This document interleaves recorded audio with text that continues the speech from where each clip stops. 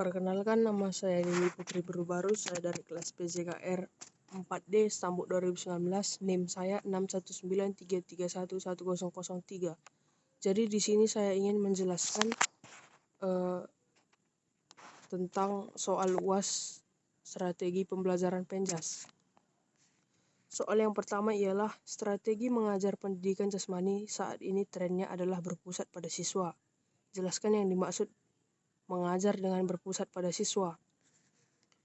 Jawabannya ialah yaitu untuk mengaktifkan peserta didik belajar, maka pengajar harus membuat kondisi ada terjadi proses interaksi antara peserta didik dan pengajar, peserta didik dengan sumber belajar dan media, dan juga peserta didik dengan peserta didik. Media utama agar interaksi ini terjadi adalah adanya pertanyaan, adanya kegiatan pengamatan, atau adanya masalah yang harus dipecahkan. Pembelajaran berpusat pada siswa. Suasana pembelajaran yang menggambarkannya adanya pembelajaran berpusat pada peserta didik yaitu tercermin dari 1. Peserta didik dan pengajar telah mengakses sumber belajar tentang materi yang akan dipelajari.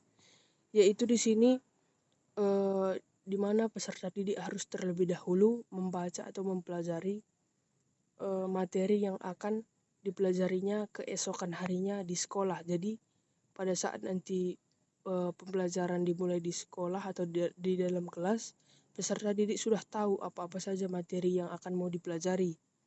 Yang kedua, kegiatan di kelas didominasi pada diskusi atau pemecahan masalah terhadap konsep-konsep atau teori yang belum dipahami dengan baik. Di sini pada poin ini, pada poin 2 ini, jika ada suatu masalah ataupun soal yang belum terpecahkan, maka terlebih dahulu siswa yang akan memecahkan soal tersebut atau mengerjakan soal tersebut sebelum guru menjelaskannya. Dan yang ketiga, terjadi penguatan pemahaman pada akhir pembelajaran. Dan di sini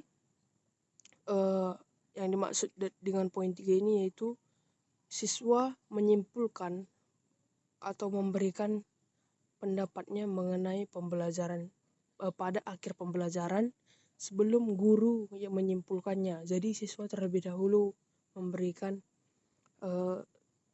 tanggapannya terhadap pembelajaran yang sudah dipelajarinya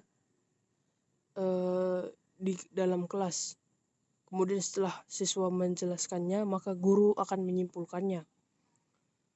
Pada gambar tersebut tampak jelas bahwa pengajar dan peserta didik telah memiliki pengetahuan awal ketika datang ke kelas. Pengetahuan awal tersebut diperoleh dari mencari dan mempelajari materi yang akan dipelajari di kelas. Kondisi tersebut dapat dilakukan karena pada saat ini hampir semua peserta didik memiliki sumber belajar seperti buku ajar atau buku paket dan pencarian materi menggunakan internet. Jadi di sini memang peserta didik harus lebih aktif dan lebih tekatan dalam mencari informasi untuk sebagai sumber belajarnya, dan tidak ada alasan untuk tidak mengetahui informasi mengenai pengetahuan. Dan soal nomor 2 yaitu jelaskan yang dimaksud strategi mengajar berpusat pada guru, dan jelaskan pula pada situasi dan kondisi yang bagaimana strategi ini efektif dilakukan. Jawabannya yaitu pengertian pendekatan yang berpusat pada guru adalah pendekatan yang menurunkan strategi pembelajaran langsung atau direct instruction, pembelajaran deduktif atau pembelajaran ekspositori.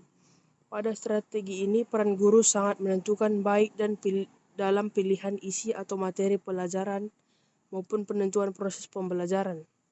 Jadi arti pendekatan pembelajaran berorientasi pada guru yaitu pembelajaran yang menempatkan posisi siswa yakni sebagai objek di dalam proses kegiatan belajar, dan kegiatan belajar itu sifatnya klasik. Strategi yang efektif. Guru menempatkan diri sebagai orang yang serba tahu dan sebagai satu-satunya sumber belajar. Pendekatan pembelajaran yang berpusat pada guru memiliki ciri bahwa manajemen dan pengelolaan pembelajaran ditemukan sepenuhnya oleh guru. Peran siswa dalam pendekatan ini hanya melakukan aktivitas sesuai dengan petunjuk guru. Siswa hampir tidak memiliki kesempatan untuk melakukan aktivitas sesuai dengan minat dan keinginannya. Jadi di sini pada nomor 2 ini yang dimaksud dengan berpusat pada guru ialah guru lebih banyak memberitahu kepada siswanya tentang pembelajaran yang akan dimulainya di kelas tersebut. Jadi guru menjelaskan terlebih dahulu, kemudian memberikan soal dan menerangkannya kepada muridnya terlebih dahulu. Jadi guru sebagai sumber utama dan dalam proses pembelajaran. Soal nomor 3 yaitu buku Teaching Physical Education karya Muska Muston yang merupakan buku wajib Anda yang harus dipelajari mandiri pada mata kuliah ini menerangkan bahwa ada 11 gaya dalam mengajarkan pendidikan jasmani. Anda diminta menjelaskan gaya mengajar yang mana saja yang orientasinya berpusat pada siswa dan gaya mengajar yang mana saja yang orientasinya berpusat pada guru. Dari ke-11 gaya mengajar dimaksud, beri penjelasannya lengkap. Jadi jawaban nomor 3 yaitu Muston mengemukakan 11 gaya mengajar sebagai berikut, yaitu 1. Gaya komando, 2. Gaya latihan, 3. Gaya resiprokal, 4. Gaya periksa diri, 5. Gaya komando, 6. Gaya penemuan terpimpin, 7. Gaya penemuan konvergen, 8. Gaya produk divergen, 9. Gaya program individual, 10. Gaya inisiatif, dan 11 gaya mengajar sendiri atau diri. Uraian gaya mengajar menurut Muska Muston yaitu yang pertama yang berpusat pada siswa ialah gaya latihan. Dalam gaya ini siswa diberikan waktu untuk melaksanakan tugas secara perorangan, sedangkan guru hanya memberi umpan balik kepada semua siswa secara perorangan. Jadi di sini bisa dibilang satu persatu muridnya diajari oleh gurunya. Kedua, gaya resiprokal. Pada gaya resiprokal, kelas diorganisir dengan dikondisikan dalam peran-peran tertentu. Dibagi menjadi 2 kelompok, ada peserta didik atau siswa yang berperan sebagai pelaku dan sebagai observer atau pengamat terhadap aktivitas yang dilakukan oleh kelompok pelaku, sedangkan guru sebagai fasilitator. Jadi di sini gaya resiprokal ini dilakukan dengan secara berkelompok yang saling memiliki yang dimana satu kelompok melakukan diskusi dan satu lagi hanya mengamatinya. Ketiga, gaya periksa diri. Dalam gaya ini siswa lebih mandiri dibandingkan dengan gaya sebelumnya. Dalam gaya ini siswa membandingkan antara apa yang dilakukan dengan kriteria dari guru. Yang keempat, gaya penemuan. Yang keempat, gaya penemuan yaitu penemuan adalah terjemahan dari discovery. Discovery adalah proses mental di mana siswa mampu mengasimilasikan sesuatu konsep atau prinsip. Proses mental tersebut ialah mengamati, mencerna, mengerti, menggolong-golongkan, membuat dugaan, menjelaskan, mengukur, membuat kesimpulan dan sebagainya. Jadi di sini siswa lebih mencari tahu tentang suatu soal ataupun permasalahan pada saat pembelajaran. 5. Gaya penemuan konvergen. Dapat disimpulkan bahwa model penemuan terbimbing adalah model pembelajaran yang dimana siswa berpikir sendiri dengan dapat menemukan prinsip umum yang diinginkan dan bimbingan dan petunjuk dari guru berupa pertanyaan-pertanyaan yang mengarahkan. Jadi di sini guru memberikan pertanyaan dan siswa yang akan menerka dan menjawab pertanyaan itu. 6. Gaya divergen. Gaya mengajar divergen merupakan suatu bentuk pemecahan masalah.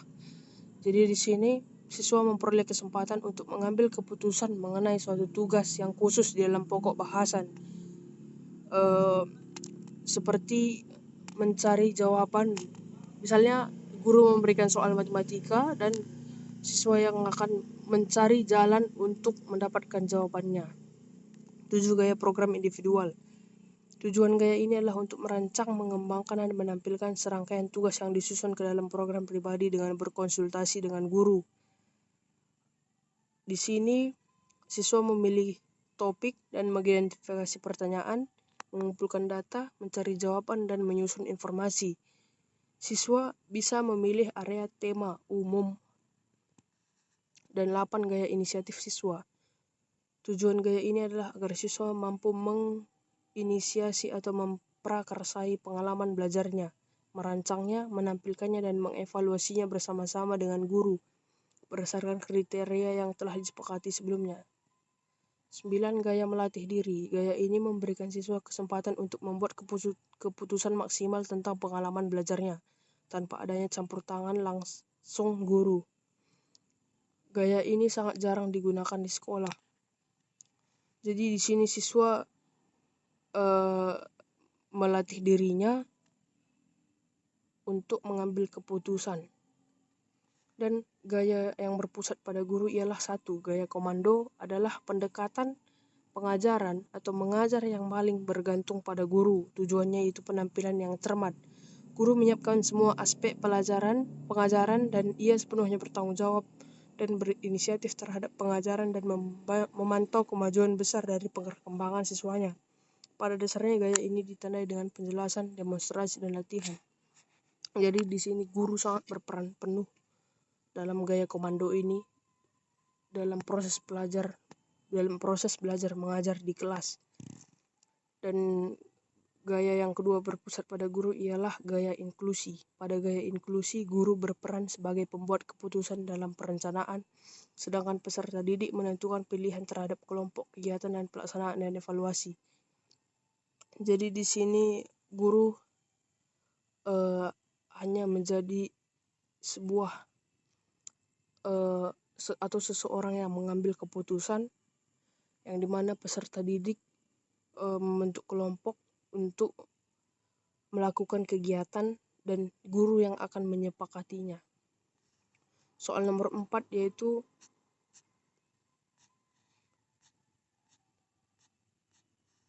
jelaskan yang dimaksud mengajar menggunakan pendekatan saintifik. Jadi pendekatan saintifik ialah proses pembelajaran yang dirancang sedemikian rupa agar peserta didik secara aktif mengkonstruk konsep, hukum, atau prinsip melalui tahap-tahap mengamati, merumuskan masalah, mengajukan atau merumuskan hipotesis, mengumpulkan data, dan berbagai teknik menganalisis data. Langkah-langkah pembelajaran dengan pendekatan saintifik yaitu mengamati, menanya, mengumpulkan informasi, mengasosiasikan, dan mengkomunikasikannya. Dan soal yang kelima yaitu jelaskan apa yang dimaksud strategi 5M dan apa kaitan antara 5M dengan pembelajaran saintifik. Yang pertama 5M yaitu yang pertama mengamati. Metode mengamati mengutamakan kebermaknaan proses pembelajaran. Metode ini memiliki keunggulan tertentu seperti menyajikan objek secara nyata. Peserta didik senang dan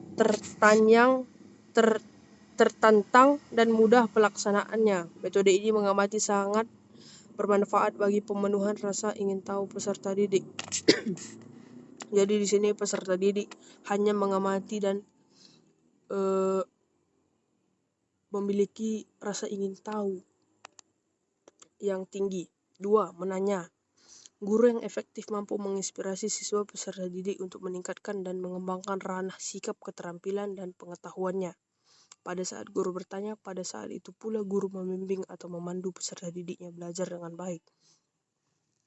Ketiga, mengumpulkan informasi. Kegiatan mengumpulkan informasi merupakan tindak lanjut dari bertanya. Kegiatan ini dilakukan dengan menggali dan mengumpulkan informasi dari berbagai sumber melalui berbagai cara. Untuk itu peserta didik dapat membaca yang lebih banyak, memperhatikan fenomena atau objek yang lebih teliti, atau bahkan melakukan eksperimen. Keempat, mengolah informasi.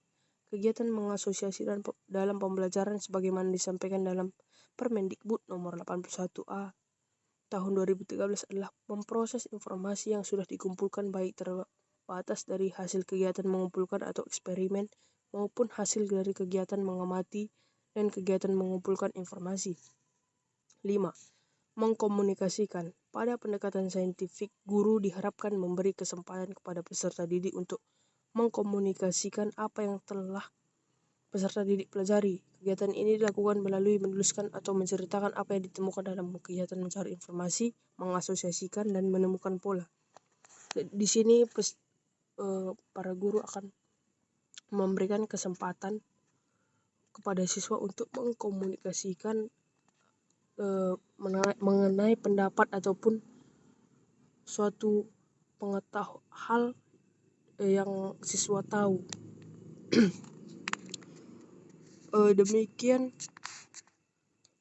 pertanyaan soal UAS pada strategi pembelajaran PENCAS yang dapat saya jawab. Sekian dan terima kasih. Jika ada kesalahan dan kata, saya mohon maaf. Sekian dan terima kasih. Salam olahraga.